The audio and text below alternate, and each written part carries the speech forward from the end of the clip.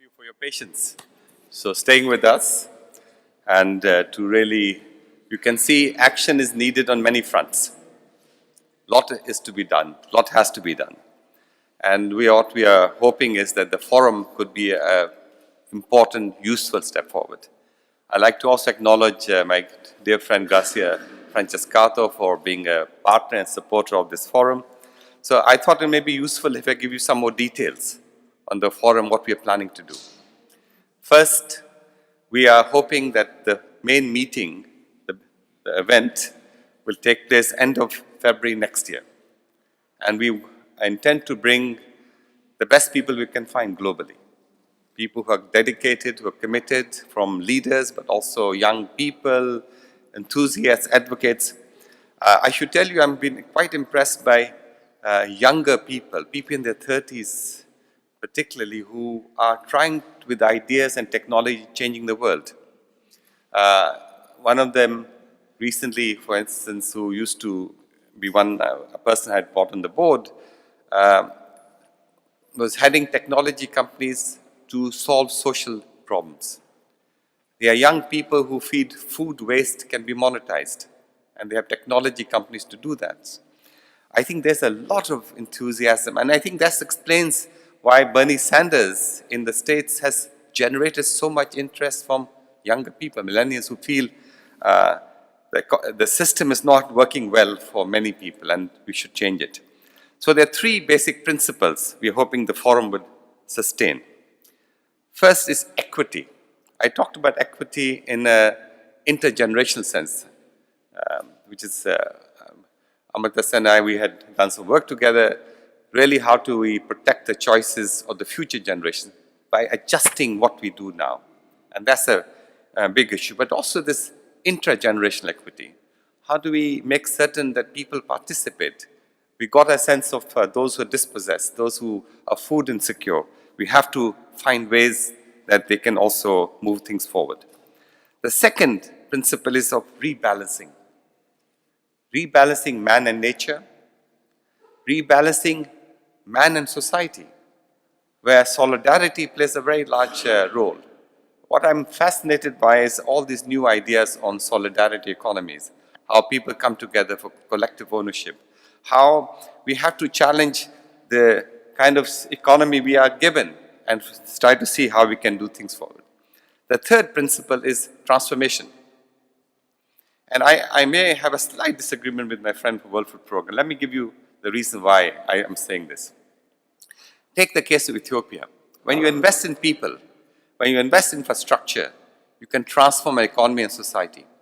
So the Ethiopia, which 3 decades ago was a poster child of food insecurity, of refugees, and if you remember the Band-Aid and the food aid kind of conferences, this is the same Ethiopia who's been growing at 10% growth rates for the last 12, 15 years. And they have a climate change-induced food crisis, but they're managing it. There's no handouts. So I think issues of risk insurance at the margin one has to rethink that very carefully. They are not the solution. There's a bigger solution out there, which we know. And in some ways, I think the UN has also to catch up with the modern world. We really have to find a way to find ways of dealing with the present, but also anticipate the future. We hope the forum would be a public-private civil society partnership. So I'm very grateful to the private sector representatives of the civil society. We have to find common bridges. We have to find common ways of doing things. Because otherwise, why is the private sector so important? I think we cannot overly demonize the private sector. We have to adjust and shape the private sector so it sees social value in the business models employ. In the end, long-term profits is about values, fundamentally. And values are fundamentally about how man and nature come together. We also want to put a lot of focus on young leaders and on actions. We started this kind of discussion by saying we want to move from debate to action. I think that really has to be the focus. It's not that we can do everything at the same time. We have to choose some things which we can do quicker. And I particularly wanted to encourage and move what we call tech for sustainability initiatives, We're also thinking of two other things. So I wanted to present that. We want to also create what we call universal trust as a mechanism to actually particularly nurture young leaders. As a way of trying to say that there's a trust we want to build between this generation and the future generation. To find, since we are making Rome as a base for many of these things, we also want to strengthen the Italian commitment to this effort. And young leaders is a great way of doing that. We also have in mind, and this is maybe overly ambitious, of what Francesco was talking about, of finding ways to influence behavior through what they call social enterprises, trying to influence behavior on encouraging them to make choices. You'll be amazed how smoking kind of disappeared in the US, although it's beginning to start up again. Why? Because of education. What people who then found out this was something positive to as a society. And that has, I think, led to a big gain in that. So we want to encourage a group we are calling NONI to do two things. One is to influence consumer behavior. The other one is to influence corporate behavior. And something very similar to what was said by Francesco in terms of Moody's, which will, if you can influence financial market, you have an absolutely massive leveraging effect. You're talking about trillions of dollars. And this is happening already.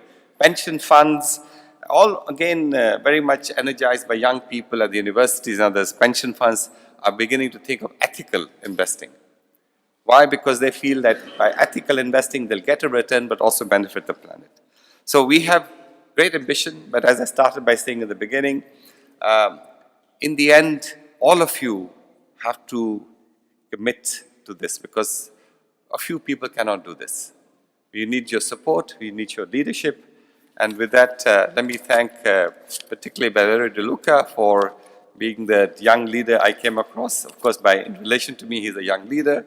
Maybe we met in Paris, and Jean-Paul Fertosi, who's a common friend, and I realized that here's someone who wants to actually do things.